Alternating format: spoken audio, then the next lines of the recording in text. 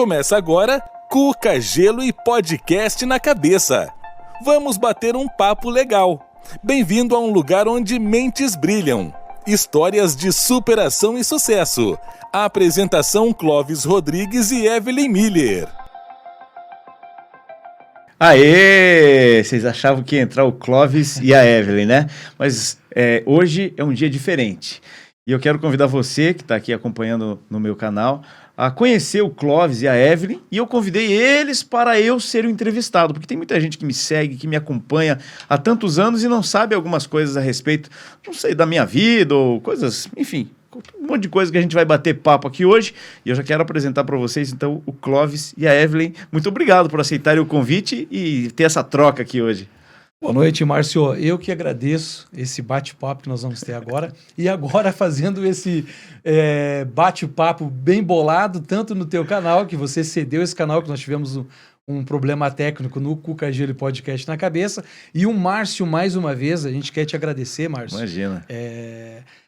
Esse espaço que você, o teu tempo, que a gente sabe que é corrido, hoje vereador na cidade de Curitiba, com quase 1.800.000 pessoas, 75 bairros. Isso aí. Um trabalho de legislador, como você havia comentado aqui, que nós estamos batendo um papo antes aqui, não é fácil. Então a gente quer te agradecer já de bate-pronto, esse espaço que você está cedendo de trocar ideia com nós, o espaço do teu canal agora, que nós estamos fazendo simultâneo com o Instagram, junto com o meu Instagram ali. Aqui é tudo nosso. Aqui é tudo nosso. Isso que é legal, faz a diferença. Área. Porque, às vezes, a pessoa que está lá do outro lado, lá, realmente é isso que você falou. Às vezes conhece o Márcio, o jornalista Márcio Sim. Barros. De repente conhece o vereador Márcio Barros, desse trabalho que você está fazendo ali, mas não conhece a pessoa Márcio Barros. E aí, obviamente, que a gente tinha preparado aqui um roteiro. Um roteirozinho. Mas vamos seguir o roteiro. Um roteirozinho. Tá tudo e aí certo. eu vou dar Bora. esse espaço agora para Evelyn falar para você que ainda não conhece o Márcio Barros, não conhece o trabalho do Márcio Barros, que está no meu Instagram ali e está dentro do canal, entrando agora através do canal do Márcio Barros, um pouco da história do Márcio. Aí eu vou deixar para Evelyn fazer um bate-bola rapidinho ali. Olá, gente, tudo bem? Boa noite. É um prazer estar com vocês hoje. E com o Márcio Barros, né? Que cedeu o seu tempo, assim como o Clóvis falou. E vamos contar um pouquinho de quem é o Márcio Barros, tentando resumir. E ele vai contar muito mais para nós da sua história. Vamos lá. Então, jornalista, pós-graduado em Gestão de Políticas Públicas e Gestão de Segurança Pública. Atuou por mais de 10 anos nos jornais Tribuna do Paraná e Estado do Paraná e por mais de 12 anos na Rede Massa, que é a retransmissora do SBT aqui no Paraná. Há mais de 15 anos, ministra palestras em escolas, universidades, igrejas, empresas, Câmara de Vereadores, sempre abordando questões relacionadas à segurança pública, drogas, autoestima, terceiro setor e responsabilidade social. Em 2020, foi eleito vereador de Curitiba e em 3 anos apresentou 62 projetos de leis, 22 aprovados e sancionados. Isso mesmo. Agora, o que eu não falei aqui... Você se informou bem, hein?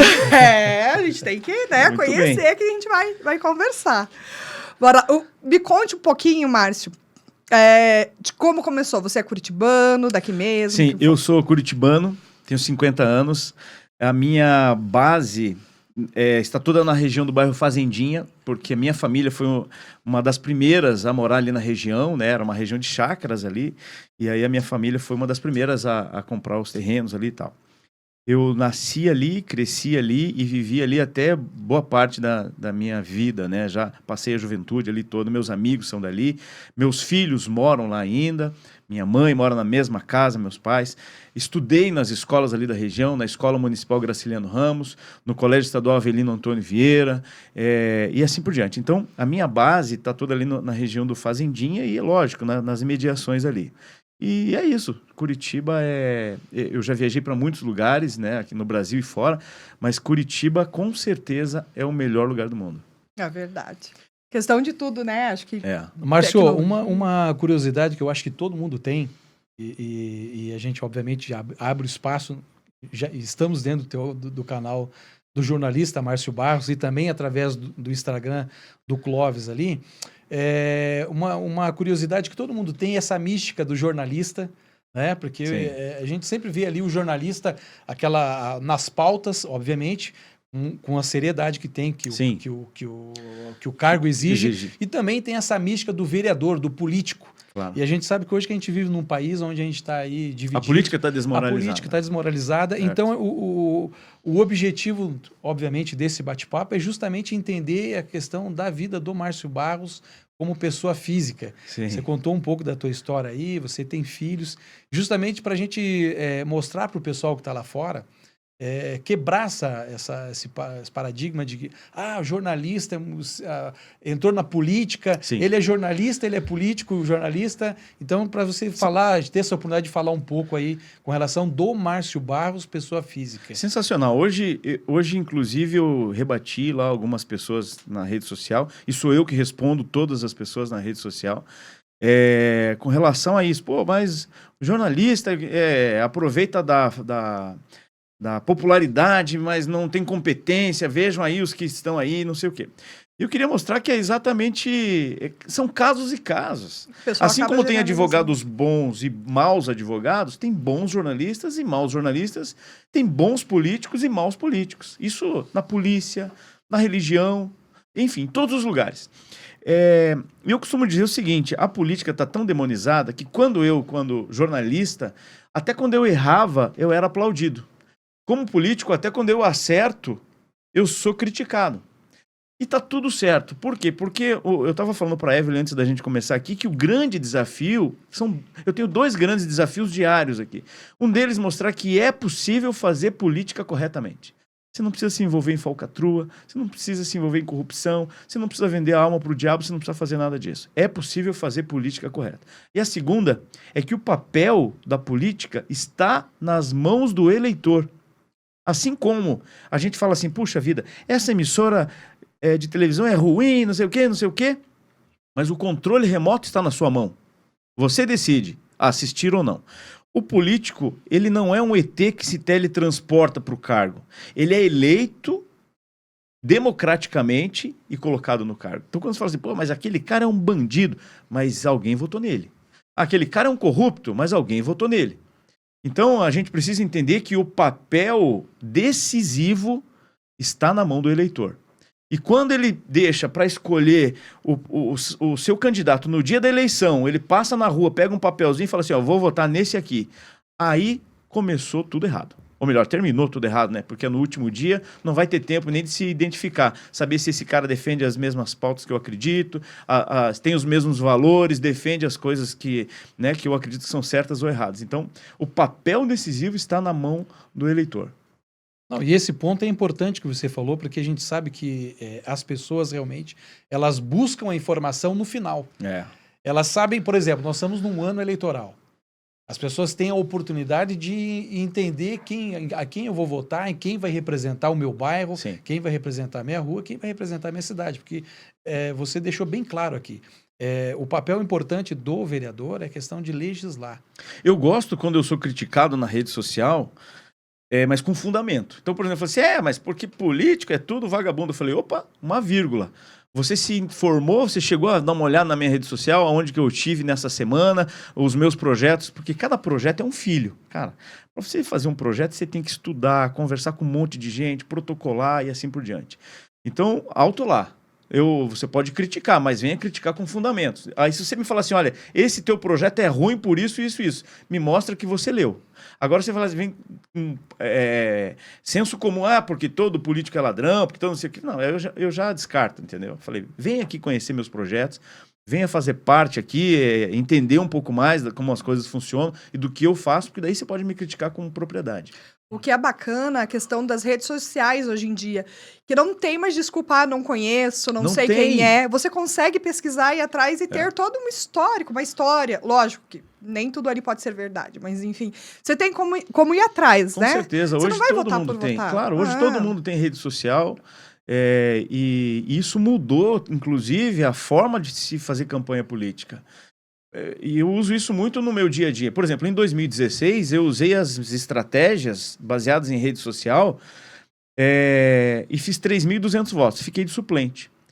E eu percebi, puxa vida, não é que eu errei, mas o eleitor talvez não estivesse preparado para aquilo que eu apresentei. Em 2018, a eleição do Bolsonaro, ele usou muito das estratégias que eu tinha usado e deu certo. Por quê? Porque ele tinha movimentado muito essa questão da rede social, já tinha inflamado todo mundo que consumia o conteúdo dele. Pensando em produto mesmo. E em 2020 eu usei as mesmas estratégias. E aí eu ganhei a eleição. Então, quer dizer, a rede social é quase um ser vivo que se transforma todo dia. Hoje é uma coisa, amanhã é outra. Hoje o Instagram está dando um algoritmo, está trabalhando dessa forma e as pessoas entram mais no Reels ou mais nos Stories. Amanhã já não vai ser isso. Amanhã os Reels já vão mudar. É muito em vez dinâmico. de 10 milissegundos vai ser 30 segundos e assim por diante. É muito dinâmico e as coisas estão acontecendo e a gente tem que ir se atualizando, né? Márcio, me diz uma coisa aqui. Com relação ao convívio, o Márcio Barros político, Márcio Barros jornalista e o Márcio Barros pai, família. Tu consegue, porque isso é curiosidade, eu estava conversando esses dias com um amigo meu, ele falou, Clovis, você vai começar lá o podcast mesmo, vai entrevistar quem? Eu falei, cara, a gente está buscando pessoas que vão dar oportunidade para nós e nós estamos negociando para entrevistar, bater um papo legal com o Márcio Barros. Cara, pergunta para ele como é que é essa questão do sistema. Esse sistema na Câmara, o que as pessoas têm curiosidade, Márcio, dentro da sua simplicidade, porque assim, ninguém vai pesquisar a política. Não vai. A gente sabe que as pessoas Hoje não mais, pesquisam. né? Hoje mais. Hoje mais. Hoje as pessoas sabem quem são os vereadores, quem são os ministros do STF, coisa que no passado ninguém sabia. Essa questão, tu falando de um ponto legal ali, questão do Bolsonaro. O Bolsonaro, ele veio que transformou realmente a forma de ver. A forma de ver ali, porque ele usou a rede, obviamente, claro que conduzido ali pelos filhos, mas sobre usar a rede de forma simples e objetiva, que é o que a gente precisa fazer. Então, às vezes, o que a gente entende, que as pessoas entendem de política é isso. Pô, mas como é que é? Como é que é a vida do vereador? Como é que é a vida do político? No teu caso, você é jornalista. Como é que você consegue... porque o teu dia é normal como de qualquer outro, 24 horas. Então, a gente sabe que é um trabalho forte que você está fazendo, de buscar a falar com a comunidade. Nesse caso, fala um pouco assim com relação a essa questão familiar, tua e política e sistema. Tá, hoje eu tenho uma visão muito mais ampla do que eu tinha quando eu era só jornalista, né? Porque eu estava do outro lado do balcão. Hoje eu entendo algumas coisas que eu criticava lá e que eu sei que eu percebo que às vezes não é má vontade política. É engessado por causa da burocracia. O sistema, ele é burocrático. Então, por exemplo, sei lá, vou falar aqui de um asfalto, por exemplo. Pô, por que o prefeito não faz asfalto da minha rua? Mas não é assim, porque Curitiba tem 75 bairros. Se você for pensar em 4 ruas para cada bairro, 4 ruas, imagina, 4 ruas por Fazendinha não é nada. 4 ruas por Ganchinho não é nada. São 300 ruas. E quando você pensa em 300 ruas, o metro do asfalto custa R$1.000, metro quadrado. 10 metros, 10 mil, 100 metros, 100 mil, 1 quilômetro, 1 milhão. Então vamos pensar em 300 ruas, são mais de 300 milhões de reais. E se você não compra no mercado, me vê essa rua aqui que eu quero lá atender essa comunidade, você tem que comprar um pacote. Para você liberar 300 milhões de reais, tem que estar no orçamento, que foi votado no final do ano. E aí, às vezes, essa rua não está no orçamento. Para ela estar no orçamento, ela vai ter que estar no ano que vem. Só que tudo bem, está no orçamento. Para fazer a licitação, precisa de 3 empresas lá, o processo de licitação. Às vezes, a empresa que perde a licitação entra com uma ação contra a que ganhou, aí o processo que já estava caminhando, depois de um ano de votado, e entrar no projeto, tudo, passou a licitação, aí travou tudo, vai para o judiciário. Quando o judiciário dá o ok, a empresa que ganhou realmente está tudo certo, vai seguir a obra. Aquele valor já não paga mais o asfalto que tinha sido contratado lá atrás, no ano passado. Aí o que tem que fazer? Um aditivo. Aí o aditivo vai novamente para a votação. Então, o processo é burocrático, o processo é lento, e a maioria das pessoas não entendem isso. Então, isso é uma coisa que me incomoda muito, porque eu criticava muito quando eu era jornalista, hoje eu percebo como que funciona. Mas essa questão de não tem como separar o jornalista do político e do pai de família, porque as coisas estão muito relacionadas, né? Então, eu tento encaixar assim, pô, hoje eu vou almoçar com a minha filha, amanhã eu faço isso, e da tarde... E no meio das coisas a gente vai encaixando tudo isso ao mesmo tempo, né? Para tentar conciliar as coisas, né? Você não pode se dedicar só ao trabalho, você tem uma família, você tem vida.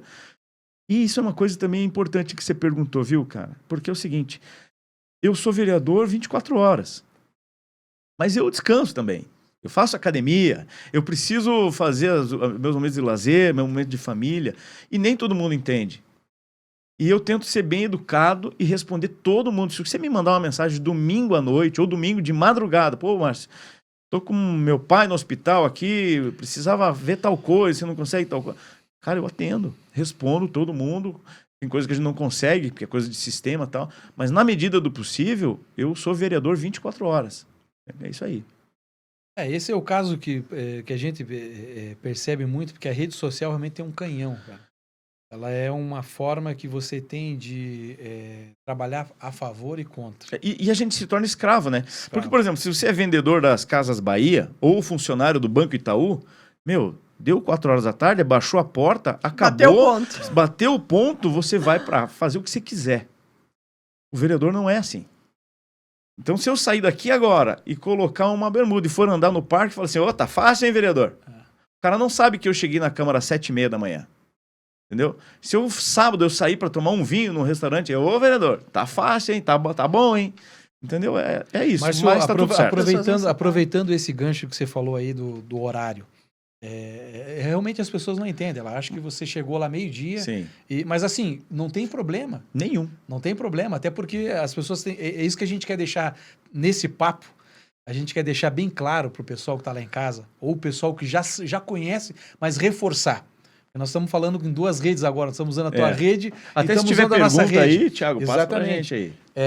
A mesma coisa no Instagram ali, depois nós vamos bater o olho rapidinho ali, porque é importante.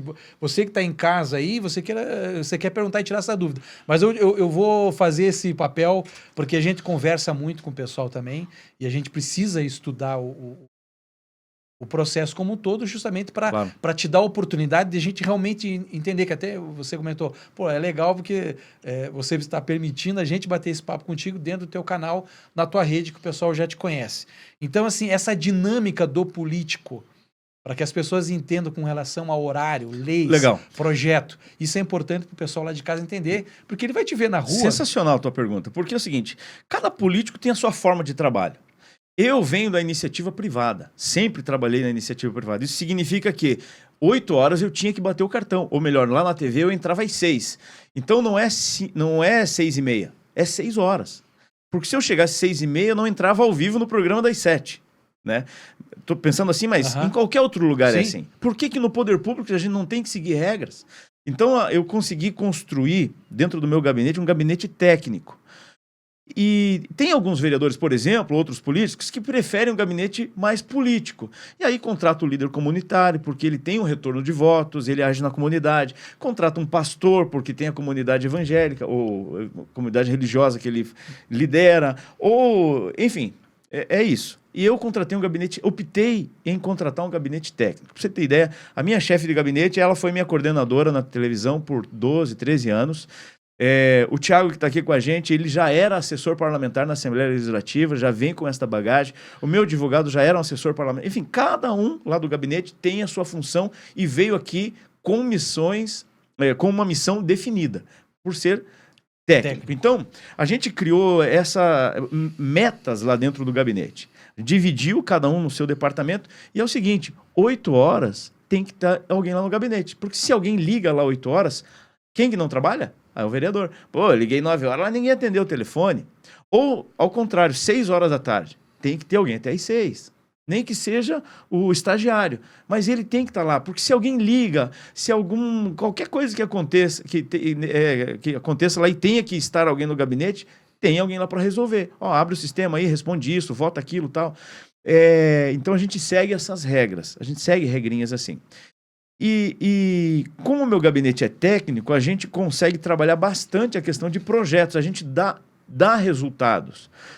Porque é bem comum as pessoas votarem por afinidade. O que é votar por afinidade? Eu vou votar no Joãozinho do caldo de cana. Por quê? Porque ele me dá um chorinho, porque ele fala de político o dia inteiro e ele conhece a vila. Ok. O cara talvez não é um mau caráter, é um cara bacana, legal, não vai roubar, não vai fazer nada errado, mas ele não tem entrega, porque o que ele sabe é conversar e servir o caldo de cana. Nada contra ele, nada contra ele, mas a gente passou do tempo de votar por afinidade. Nós temos que votar em quem dê resultado. Nós precisamos correr contra o tempo. Então, por exemplo, para escrever um projeto de lei, eu tenho 22 projetos aprovados, mas eu vou citar um aqui, um projeto que atende autistas adultos. Para fazer esse projeto, não é assim, que legal, acordei com uma ideia, escrevi e protocolei. A gente ouviu famílias de autistas, a gente ouviu outros segmentos, a gente foi nos shopping centers para conversar com eles se era viável aplicar, a gente foi no departamento de acessibilidade da prefeitura, a gente conversou com a Secretaria de Saúde. Então, para apresentar um projeto, a gente conversou com vários segmentos, aí ele tem que ser escrito, protocolado e tramitar, e aí tem a questão política, de você conversar com os vereadores, explicar como ele funciona. Se fosse e como eu disse, sem nenhum preconceito, se fosse o Joãozinho do caldo de cana, ele talvez não tivesse essa habilidade para fazer essa dinâmica toda. Então, é isso.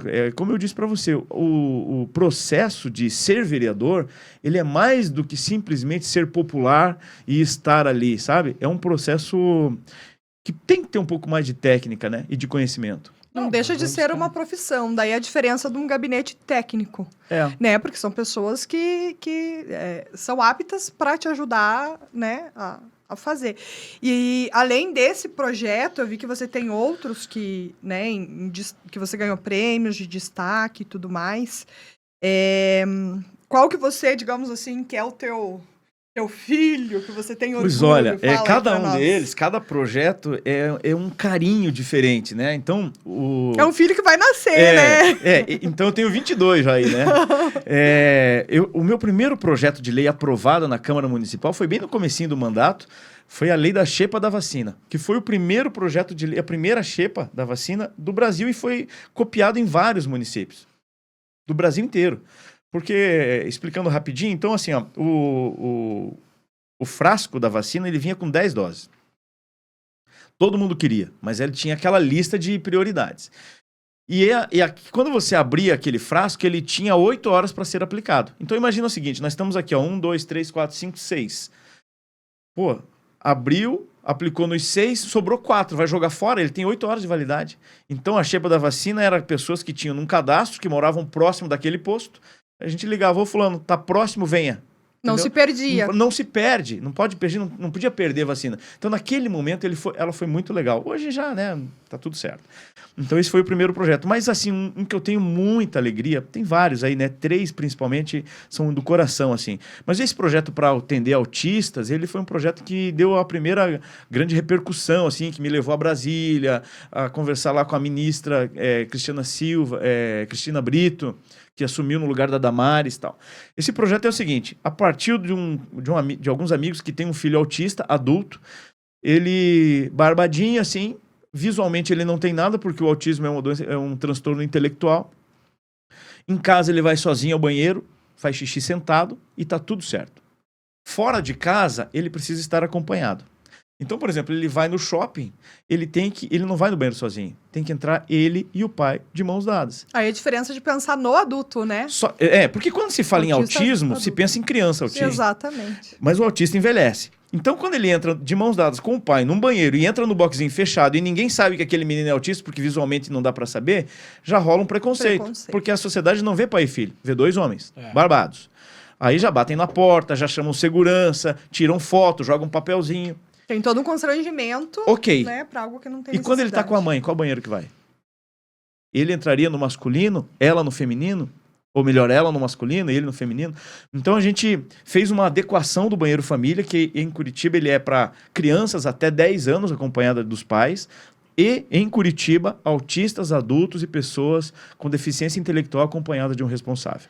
E nos explica melhor, ele tem que estar com identificação? Não precisa. Não, né? Precisa, porque se ele for ocupar aquele espaço, já se pressupõe que ele tá necessário. E esses dias eu tive lá eu moro perto do Jockey ali, a gente foi no Jockey, e estava entrando uma mulher, eu acredito uns 50 anos talvez, e eu imagino que seja seu pai, um homem idoso, assim, um pouco debilitado. E eu falei, olha que legal, nem tá na lei, mas se enquadra também, né? Porque ela não entraria no banheiro masculino. E né? se ele entrasse sozinho, ele ia ficar muito preocupado, talvez com Alzheimer, alguma coisa. Então foi muito legal. Então, e com essa lei a gente ganhou o prêmio Projeto Destaque Nacional de 2021. Foi muito bacana. Excelente. Márcio, fala para mim o seguinte, as pessoas que estão em casa assistindo ou vão assistir na sequência, porque essa é a grande vantagem hoje de estar batendo esse papo no YouTube ou no Instagram, as pessoas vão assistir na sequência ali. Essa conexão com o vereador, essa conexão com o Márcio Barros. Hoje a gente sabe que a rede social ajuda, Sim. mas eu tenho a possibilidade hoje obviamente que tem uma regra para eu chegar lá no teu gabinete, eu quero falar com o vereador Márcio Barros, eu gosto do trabalho dele, eu quero entender um pouco mais dessa política comunitária que ele faz, que a gente acha muito interessante, porque a gente vê que você é um vereador realmente ativo, inclusive, eu achei muito legal que agora você está nas últimas lives que você fez, trabalhando com o pessoal que tem um transtorno de acúmulo. Sim, acumulador. Os acumuladores. Esse projeto foi votado hoje, inclusive. Então, isso faz uma grande diferença na comunidade. Então, às vezes, a pessoa fala assim, mas eu não sei como chegar. Só na rede social, às vezes, a pessoa ela faz... Eu respondo todo mundo. Mas, às vezes, ela faz na rede social, mas ela não consegue... Porque eu imagino que você deve ter N's pedidos ali de fala contigo. Lá no gabinete, a gente dividiu. Então, assim, eu tenho uma equipe que trabalha na rua. Então, por exemplo, se você me falar, Márcio, estou com um problema aqui na minha rua, aconteceu isso e tal, tem como você vir aqui dar uma olhada? Ou na escola da minha filha, tal coisa. Eu passo para a equipe de rua, eles fazem uma triagem e a proposta é que eles atendam rápido, porque ninguém pede ajuda para o mês que vem. Então, assim, quando você me pede, eu imediatamente passo no grupo e alguém já vai falar assim, Clóvis, o Márcio já me passou aqui o teu pedido, agora é 7:45, hoje eu não consigo, amanhã a gente conversa melhor. Pelo menos você já se sente acolhido e amanhã você já sabe que ele vai te procurar. A proposta tem sido essa. Então essa equipe de rua atende assim. Mas, eu preciso ir lá conversar com o vereador. Hoje, por exemplo, eu recebi o Ricardo Romanel. É um cara sensacional. Ele sofreu um acidente de trânsito em 2022, ele estava de moto, um cara furou o sinal, bateu na moto dele, ele perdeu a parte inferior da perna, para baixo do joelho. Hoje ele usa uma prótese. E ele está sendo voluntário em palestras, ele quer dar palestra para contar das questões do trânsito, falar sobre outras coisas mais. E ele me entrou em contato pelo Instagram, vereador, tudo bem? Eu falei, vem aqui, bicho. A única restrição que tem é uma questão de agenda para você não perder a viagem. Porque eu estou sempre na rua, estou sempre num monte de agenda. A única coisa que tem é isso. Márcio, preciso de um horário. Eu falei, então a agenda, a Flávia vai agendar. Porque às vezes eu estou com a agenda fora, se você vier sem avisar, vai perder a viagem. Mas a gente recebe todo mundo. O gabinete é aberto. Aberto. Tem que ser ali a casa do povo e eu sou um servidor, né? Eu tenho que servir. A minha função é servir. Quando a gente faz um projeto de lei, é para servir. É porque a gente está com a ferramenta na mão. Né? Então, se eu estou com a ferramenta na mão, eu sei como fazer, a proposta é que a pessoa seja atendida através desse projeto. Márcio, deixa eu te fazer uma pergunta aqui. Eu tenho trabalhado com um aplicativo nos últimos meses aí. Então, o aplicativo ele acaba sendo um laboratório ali para você conversar com as pessoas. Aplicativo de transporte. Exatamente. Então, a gente tem trabalhado... Eu tenho trabalhado no aplicativo nos últimos 3 meses e a gente conversa muito com as pessoas ali. E essa curiosidade, esse papel do jornalista de colher informação, a gente conversa com as pessoas e a gente vê quais são as dificuldades que ela tem, as reclamações de Curitiba. Sim. Porque a gente sabe que a Curitiba, com quase 1.800.000 pessoas... Quase 2 milhões já, né? Quase 2 milhões. 75 bairros. Há uma necessidade gigante, uma demanda gigante em alguns pontos específicos. Deixa eu te fazer uma pergunta aqui, lançar para você, até para que você explique melhor, porque você está dentro, está inserido ali, então você sabe. Às vezes você tem alguma dificuldade porque o sistema não permite, a burocracia não permite. Sim. Com relação à maior reclamação hoje que a gente ouve... Pessoas em situação de rua. Pessoas em situação de rua / segurança. Sim. Esse é um tema delicado e eu sei que você tem um carinho especial por isso, porque você já vinha lá do jornalismo. Né? Sim, No jornalismo, Sim. A gente lembra que tinha muitas pautas sobre isso. E você tem no teu currículo essa experiência de conversar com as pessoas que entram em situação de rua, que acabam caindo nas drogas ali, Sim. que é a porta ali de se perder realmente Sim. ali e tirar se desligar das famílias ali. Bem, vamos dividir então os assuntos. Tá. Um deles é a segurança pública. De quem é o papel da segurança pública? Segundo a Constituição, o papel da segurança pública é do Estado em parceria, ou seja, com todos nós. Então eu tenho o papel de segurança pública também. Eu tenho que zelar pela segurança pública, mas o Estado garante ela. Deve garantir, pelo menos. Então, quando você divide os poderes na questão da segurança pública, você tem lá o governo federal, que é responsável pela Polícia Federal, Polícia Rodoviária Federal, cuidar das fronteiras e assim por diante. O governo do Estado é responsável pela Polícia Militar, Polícia Civil, Polícia Penal e Polícia Rodoviária Estadual. Corpo de Bombeiros também. E o município cabe a Guarda Municipal e a gestão do ambiente seguro. A Guarda Municipal ela foi criada em 1986 com a função de cuidar do patrimônio público. Cuidar das escolas, dos postos de saúde, dos parques, dos museus, dos hospitais e assim por diante. Com o tempo, veja, se você está andando numa rua escura, vem um cara lá que é suspeito, e do lado de cá tem um cara fardado, não interessa se a farda é azul, se ela é marrom, pode ser até um escoteiro. Você vai pedir ajuda pro escoteiro, não é verdade? É verdade. Então não interessa a farda. E com o tempo, a Guarda Municipal ela foi incorporando essa questão da segurança pública aberta, né? Não só do patrimônio. E o papel do município é garantir o ambiente seguro, é garantir ruas iluminadas, é garantir o mato cortado, é garantir terrenos baldios lacrados, fiscalizar para que isso aconteça, casas abandonadas fechadas para que não se tornem mocós, atendimento às pessoas em situação de rua, em vulnerabilidade social. Então o papel do município com relação à segurança pública é esse. Então, e a gente tem tentado fazer de todas as formas. Eu fiz um projeto lá para que os parques que não tinham monitoramento da muralha digital fossem monitorados, porque se você pegar, por exemplo, o passeio público em alguns pontos ali, ele serve de pontos cegos. Sim. Ou seja, o cara furta por ali e vai fazer o rachide, a divisão ali, ou a desova das outras ali no ponto cego. Então a proposta é que a gente tenha mais vigilância e cada dia mais a cidade vai ser vigiada, né? O Muralha Digital é um grande projeto que está sendo construído por fases, assim. Então, o papel do município é mais ou menos esse. E a Guarda Municipal, ela não consegue dar conta de tudo. Não consegue. Hoje são 1.500 guardas, divididos em 3 turnos, por exemplo. Falta efetivo, né? Falta efetivo. Se você pegar... Mas e qual é o efetivo ideal?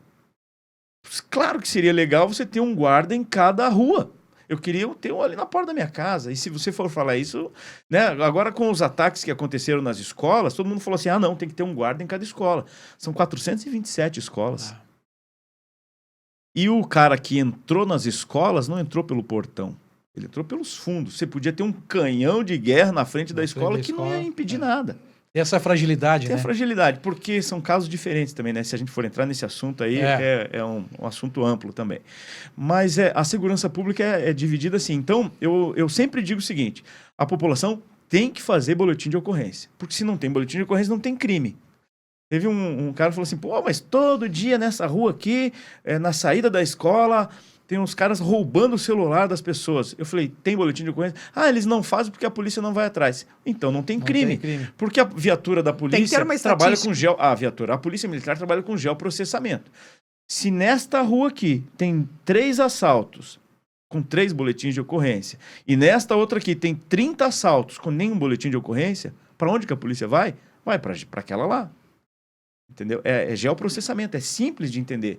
Então as pessoas precisam acreditar no processo. É que nem 156. O cara manda mensagem, posta no Facebook, reclama para todo mundo.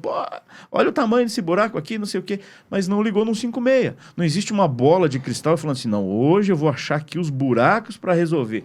Não é assim. Entendeu? Eu não sei se lá na sua rua hoje, depois da chuva, não surgiu um buraco. A população também tem que fazer a sua parte. A população tem que fazer a sua parte. Eu sempre falo assim, Márcio, você não consegue ver, sei lá, o lixo na praça e tal? Eu falei, você já ligou no 156? Me passa o protocolo. E não sou eu que recolho o lixo. Eu não tenho um caminhão para recolher o lixo. O que eu posso fazer é pegar o teu protocolo e falar o seguinte, olha, esse lixo aqui já devia ter sido recolhido, porque ele foi solicitado pelo cidadão na sexta-feira passada. Você entendeu? Essa é a minha função. Você consegue cobrar, eu consigo cobrar. dessa... Agora, se nem foi solicitado, eu vou começar do zero e fazer uma solicitação. Então, por isso que a população tem que ligar no 56, tem que acreditar na Polícia Militar e fazer os boletins de ocorrência. Então, essa questão da segurança pública, eu acho que é mais ou menos isso. E, Márcio, conta para nós um pouquinho da tua parte ali de palestrante, né? Você fala sobre muitos assuntos ali, drogas, autoestima, terceiro setor e tudo mais. Eu montei um conteúdo, como eu trabalhei muito tempo na TV, cobrindo jornalismo policial, e aí eu percebi o seguinte, que a maioria, pelo menos 85% dos homicídios são homens, com idade entre 15 e 22 anos, a grande maioria. Ou seja, os nossos jovens estão sendo assassinados. Quem são eles? Aonde eles estão? O que vivem? O que comem? Eu falei, a gente precisa fazer alguma coisa para alertá-los. Aí, a partir dessa minha experiência na televisão, cobrindo jornalismo policial e no jornal, a partir da formação, né, eu fiz uma especialização em gestão de políticas públicas e uma em gestão de segurança pública, eu falei, eu preciso montar um conteúdo para levar para eles, para mostrar que é a droga que está matando. Entendeu? Porque se você entrar na droga, eu não vou falar de saúde, entendeu? É uma opção sua, dane-se. Você quer morrer? Morra. O problema é que você vai estar sustentando a criminalidade. E quando você sustenta a criminalidade, você está colocando a sua mãe em risco, seu pai em risco, seu filho em risco, seu vizinho em risco. E aí eu comecei a dar palestras falando sobre isso, né? Se chamava Violência Urbana Conhecendo o Inimigo. E aí eu falava muito sobre o crack, maconha, cocaína, minha especialização foi no crack, falava muito sobre isso. Só que eu percebi, depois de dar muitas palestras, que o problema não é a droga, porque só entra na droga quem tem falta de autoestima. Então, por exemplo, um menino empoderado, que joga futebol, que toca um instrumento, que sabe dançar, que sabe fazer qualquer coisa e tem a sua autoestima resolvida, elevada, ele não vai querer trocar essas coisas legais por droga. Não vai querer. Então a gente precisava trabalhar algo antes da droga. E chegar antes do traficante. Porque o traficante ele funciona como uma espécie de exemplo. Veja, na periferia é muito comum eu ouvir relatos assim, porque o pai na periferia é o cara que sai cedo para trabalhar, às vezes vai de bicicleta, chega em casa cansado, às vezes toma um goró e vai dormir, janta, vai dormir e não se fala com o filho. Nem sabe se o filho fez, se não fez. Comunicação. Não tem comunicação. E o traficante é aquele cara que está o dia inteiro na vila. É o cara que tem um bonezão de marca, uma camiseta legal. É o cara que tem um carro bacana, que é tudo que aquele menino gostaria de ser. Ele vira referência. Ele se torna referência. Porque ele não usa, ele vende. Exatamente. Daí você vai sustentar... Não, e daí assim, ó, chega terça-feira... Imagina assim, ó, você vai estar andando na quebrada ali, terça-feira, 2h da tarde, churrasquinho acontecendo. Você acha que aquele menino vai ser influenciado pelo pai que não conversa com ele ou pelo traficante que tá louco para adotar aquele moleque?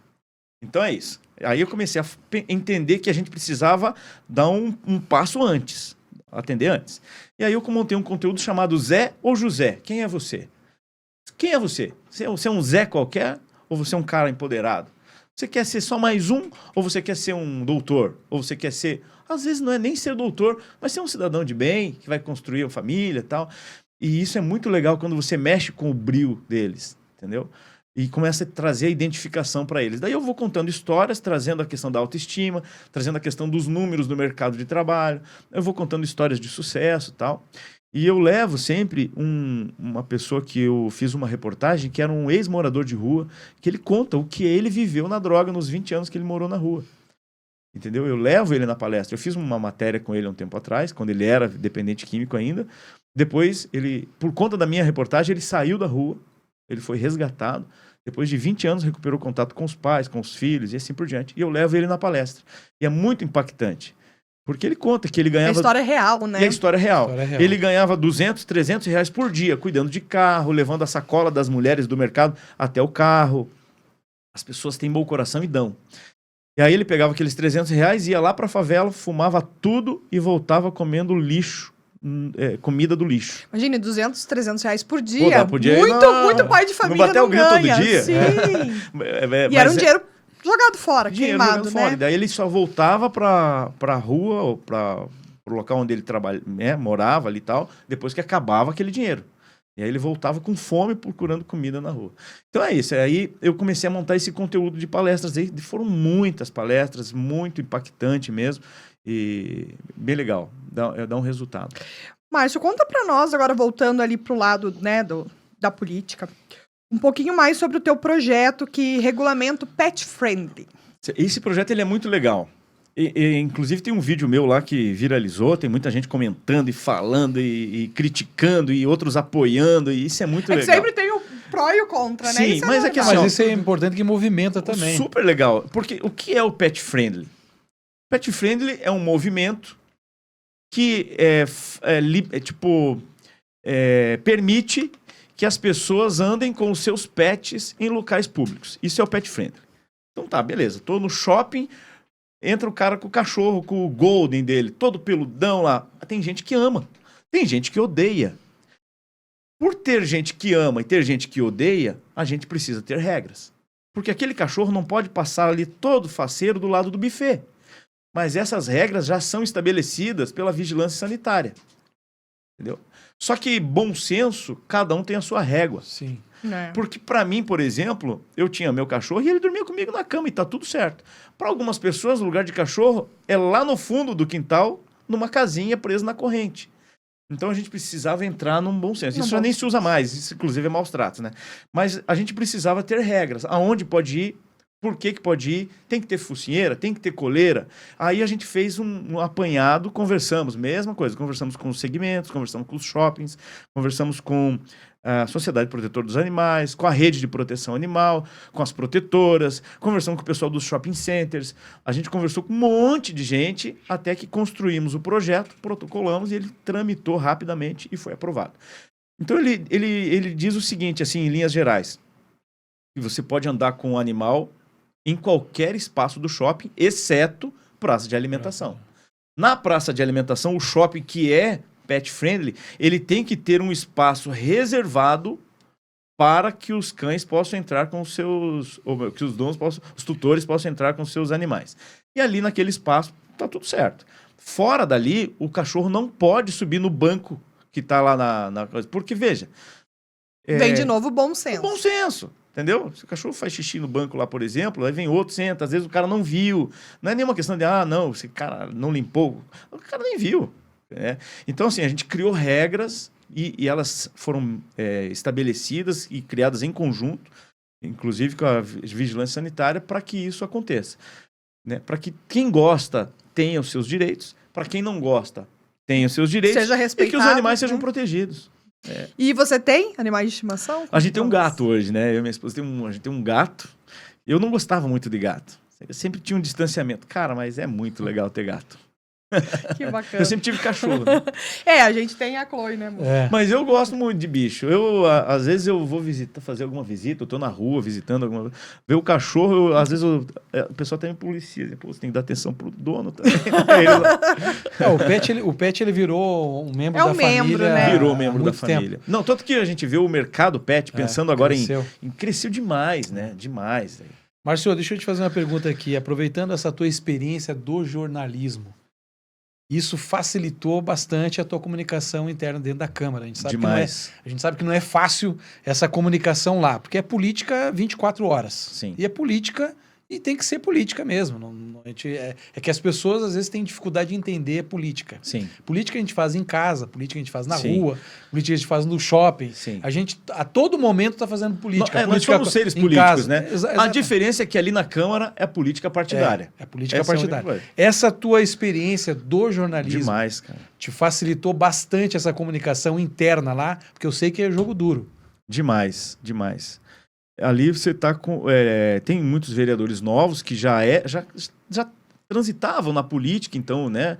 Mas tem muita gente que está ali há mais tempo, né? Então, e tem muitas coisas que você não pode falar, que você sabe, que você acredita, mas você não pode falar. E a minha vida como comunicador, ela me deu essa condição de fazer uma boa interlocução Então, quando eu vou defender um projeto, por exemplo, eu sei como falar, como defendê-lo, e eu sei quem eu quero atingir. E eu acho que isso é fundamental. Então, se eu vou falar sobre acumuladores, eu sei o que eu tenho que falar e como convencer os vereadores ali, né? Aqueles que estão ali no plenário. A gente tem que humanizar a tua fala, né? Você tem que... o tom da voz. E isso tudo a carreira de jornalista me trouxe, né? Então, eu acho que ajudou demais. E assim, ó, você está falando na questão da comunicação, né? Mas na questão do conteúdo também. Porque quando eu era jornalista, quando eu trabalhava como repórter, se eu estava lá no ganchinho, é porque aconteceu alguma coisa. Ou aconteceu um homicídio por falta de segurança, ou aconteceu alguma coisa na escola por falta de professor, falta de vaga, aconteceu alguma coisa no posto por falta de médico, alguma coisa assim. Então, eu conheço todos os bairros muito bem e esse conhecimento me deu um suporte muito legal na questão de como lidar com as coisas lá na Câmara. Márcio, a gente sabe que não é fácil essa vida de político, sabe que para fazer essa junção aí é uma demanda de 24 horas mesmo por dia, que nem você falou, pô, eu vou dar um passeio no shopping, eu vou ser cobrado, não adianta. Eu vou no mercado fazer compra. Mas eu sou muito feliz com isso, sabe por quê? Porque e eu sou muito reconhecido na rua ainda por conta de muito tempo na TV, né? Fiquei 13 anos no ar. Então as pessoas falam, ô Márcio Barros, tudo bem? Posso tirar uma foto? Essa semana passada, teve uma senhora que me encontrou no Jockey, a gente foi almoçar lá, e ela falou assim, você é o do projeto do Pet Friend? Ele falou, eu mesmo, a senhora me viu onde? Eu te vi na televisão. Só que eu não apareci na televisão, foi na minha rede social que ela deve ter visto, alguém compartilhou e tal. Então isso é muito legal, eu não tenho problema nenhum com isso. Não, essa curiosidade das pessoas justamente por isso, porque a gente sabe que você sempre foi um cara público, que você estava inserido ali nas casas ali todo dia nas pessoas, casas das todos pessoas, os dias. Você participou de um time top ali na Rede Massa, ali, onde o Galo era o âncora. Tinha você, o Ricardo Vilches, o Leandro Passaia, o João, o Lucas. Então, assim, era uma turma muito boa. Era uma turma legal. E a audiência era o que era justamente por isso. Sim. Porque a rede conseguiu juntar e formou esse baita time ali. Alguns foram para um lado, outros foram para o outro. O Vilches acho que está na RIC, o Passaia está em São Paulo. O Passaia foi para São Paulo, o Galo virou deputado. Agora acho que vem para prefeito. Vai para prefeito em Paranaguá, eu acho. Né? Mas, então, assim, agora de bate-pronto, assim, eu confesso para ti que eu fico muito feliz de estar batendo esse papo contigo, de você ceder o teu tempo aqui para nós, que a gente sabe que não é fácil. E além de tudo, cedeu o espaço do canal aqui pra gente bater o papo. A gente também tá ali no Instagram. A gente gostaria, obviamente, de ficar mais tempo batendo papo contigo. E eu confesso pra ti que é um projeto que a gente tinha há 10 anos. Nasceu no coração de Deus primeiro, depois brotou no meu. A gente foi espalhando pra Evelyn. Antes do podcast a gente já tinha, porque o canal tem 10 anos agora, tá fazendo 10 anos, 2014 eu montei o canal. Você viu que nesse tempo todo a gente não conseguiu movimentar, tanto é que teve esse problema hoje da gente fazer o ao vivo ali. Mas tá tudo certo. E tô feliz pela estreia, né? E eu tá aqui. E a gente fica muito feliz de ter você na estreia. Então, porque é uma pessoa que a gente acompanhou há muito tempo na televisão. Hoje você está na vida pública diretamente, como vereador, como representante da população, como legislador, e a gente sabe que o teu tempo não abriu um espaço na agenda ali para nos atender e a gente fica muito feliz. Eu te confesso que eu estou muito emocionado. Que legal. De estar conversando contigo, de estar colocando em prática esse projeto, de estar falando para o teu público, porque nós estamos no teu canal, e também para o nosso. Não, e tomara que as pessoas compartilhem, leve adiante. Exatamente, aí, a gente sabe que o YouTube também. é assim, né? Às vezes não tem uma quantidade de pessoas ao vivo ali, mas depois as pessoas vão assistir e retransmitir. Então a gente quer aproveitar esse teu espaço, teu canal, de falar também um pouco dos nossos patrocinadores, se assim você permitir. Não, ninguém faz nada sozinho. Eu sempre digo isso. Ninguém faz nada sozinho. Se você disser que está fazendo sozinho, você já está errado, está arrogante. Eu não faço nada sozinho, eu tenho uma equipe que me dá todo o suporte e é assim que funciona. A gente precisa ter parceiros, bons parceiros. Então eu quero aproveitar esse gancho. Você quer falar, Evelyn? Entra aí Vamos lá, com vamos tudo falar. aí pra gente falar do pessoal que tá nos apoiando e comprou esse projeto no início, porque a gente sabe que nem todo mundo entra no projeto no início, porque Sem conhecer, né? sem conhecer. Claro. Então a gente agradece, obviamente, esses patrocinadores, esses parceiros que estão começando esse projeto com nós e a gente sabe que tem as portas abertas aí para novos que virão aí. Pessoal, então a gente pede para que sigam as redes sociais, né, para que ajudem lá os nossos patrocinadores, os nossos parceiros. Miller Store. Se você procura aí celulares novos, usados, acessórios, reparo e manutenção de celulares, tablets, computadores, siga lá, Miller Store. Entre em contato com eles, que eles vão poder te ajudar. VC Estúdio Fotográfico, da Vanessa Camargo, fotógrafa. Não é filha do Zezé, mas é supimpa na questão aí de eternizar os melhores momentos. Então, foto para gestante, newborn, família. Siga ela lá nas redes sociais, Vanessa Camargo Fotógrafa, Instagram, Vanessa Camargo.fotógrafa lá no Facebook. Ela atende em São José dos Pinhais, no bairro Borda do Campo. E a gente também quer agradecer a Thaís Monte, da Beauty Clinic. Instagram, thais.monte com 2 T's. Ela está aí para realçar a beleza de vocês. Ela é especialista em lábios, sobrancelhas. Ela atende em Joinville e também tem agenda no Brasil aí, em algumas cidades. Então, consultem lá através também do Instagram. Aí. A gente, reforçando aí, então, a gente agradece a Miller Store, a Vanessa Camargo, a Thaís Monte, da Beauty Clinic. E agradecemos mais uma vez o Márcio por ceder o espaço e da agenda dele e do canal. Márcio, para finalizar, é uma coisa que a gente combinou de todo bate-papo com o Cagelo que a gente tiver. No final, a gente perguntar, Márcio, qual a importância de Deus na tua história? Putz, a gente podia ter começado por aí, porque Deus sem mim é Deus. Eu sem ele seria nada. Né? Eu venho de uma família evangélica e durante muito tempo fiquei fora da igreja, enfim, vivi a minha vida louca. Mas eu sempre digo o seguinte, se eu sou o que sou, se eu estou onde eu estou, é porque um dia, ou todos os dias, a minha mãe ora por mim. E a oração de uma mãe. Não, e Deus não deixa de responder a oração de uma mãe, né? Hoje eu tenho a Dinéia também, e a gente tem feito pactos diários, assim, para se conectar, né? Eu já passei períodos tensos da minha vida, em todos os sentidos. E a gente divide, né? Até aquele pastor lá que conta umas Cláudio Duarte. Cláudio Duarte. Ele fala que a vida é feita de caixinhas, né? Então tem a caixinha do financeiro, a caixinha do relacionamento, a caixinha do trabalho e a caixinha do espiritual. Teve um dia que eu estava tudo embaralhado, que eu já não sabia mais nada. Estava tudo ruim, passando muito mal. Aí eu cheguei pro pastor, que eu sou da Igreja Batista, né? Frequento a Igreja Batista. Eu cheguei, pastor, tá assim, assim, assim. Aí ele falou o seguinte... Problema financeiro, você consegue resolver sozinho? Ele falou, não consigo. O problema de relacionamento, você consegue resolver sozinho? Eu não consigo. O problema de trabalho, você consegue resolver sozinho? Eu falei, não consigo. O problema espiritual, você consegue resolver sozinho? Esse eu consigo. Quando eu resolvi isso, eu consegui encontrar a paz necessária para resolver o problema financeiro, para falar assim, olha, eu não vou te pagar. Ou para parcelar as dívidas. Consegui resolver o problema de relacionamento. Consegui resolver o problema no trabalho e encontrei a paz. Então, assim, se Deus não for o centro de tudo, alguma coisa está errada. Essa roda tá manca, né? Ela não vai rodar. Show. Márcio, brigadão. Eu que agradeço. Deus te abençoe poderosamente. Amém. Ele tem abençoado todos os dias. Eu sei que Amém. Você acabou de declarar aí, isso é importante. Deus é o centro de tudo e a gente sabe que sem ele... Sem ele nós não estaríamos aqui. A gente não estaríamos agora, aqui. Queria agradecer as pessoas que estiveram ao vivo aí, e através do teu canal, as pessoas que estiveram ao vivo através do Instagram. A gente nem viu, né? Deve ter pergunta ali.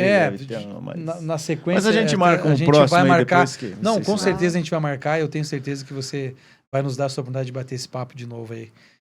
E te agradeço de coração e eu fico muito emocionado por estar Legal. batendo esse Eu papo que aí agradeço contigo. vocês por também, né, me convidarem, ter esse prestígio. Eu não posso deixar de agradecer toda a minha turma lá do Primeiro gabinete. programa é o Márcio Pô, Barros, fiquei só se muito você não feliz. quisesse. Tô me sentindo honrado. E agradecer toda a minha turma lá do gabinete, que me dá o suporte em todas as áreas, né? O Thomas, a Flavinha, o Thiago, o Celso, o Andrei, a Cris, o Guilherme, o Leandro, o Rodrigo, enfim, uma turma toda que trabalha pensando em colocar o meu nome em evidência, entendeu? Então, se eles fazem lá alguma coisa errada, não vai aparecer o nome deles, vai aparecer o meu. E eu sempre digo o seguinte, ó, se você dirigir bêbado, por exemplo, bater o carro, não é você, vai ser o vereador, o assessor do Márcio Barros. Então é uma responsabilidade compartilhada. Então eu agradeço a todos eles por esse compromisso. Eu não posso deixar de agradecer a Dinéia, que é minha esposa, que tem me ajudado demais, tem sido uma base forte. Isso é bem importante, você não vai dormir no sofá.